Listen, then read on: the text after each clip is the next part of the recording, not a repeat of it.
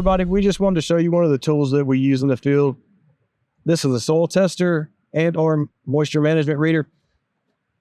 We use this to determine the degrees Fahrenheit in the soil. So what you do is you would turn it on, tare it, wait a second for it to get, acclimated to the temperature. You would want to stick this tester in the ground between 2 and 3 inches,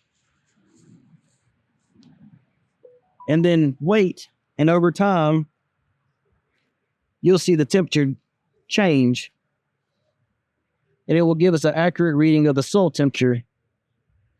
The reason we do this is throughout the year, the soil rises and falls in temperature, and the grass itself and or weeds react differently to the temperature of the soil. You have summer weeds and winter weeds. Usually, they're pretty closely related in as far as when the soil is below 55 degrees, we get our winter weeds and our cool season grasses grow better.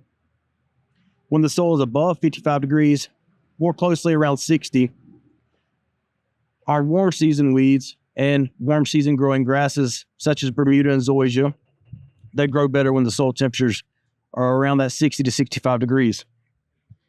If we look, it's telling us that our soil is dry. This means that we need to add moisture to the soil. We use this to tell homeowners, hey, you need to irrigate more, and then we give you a more accurate reading. Sometimes we'll tell people, well, you're watering at 10 minutes. Let's bump it to 15 if you want, a better looking yard. And that's kind of just one of the things that we use out here to help us in the field to give us an overall advantage on what to do best for our customers.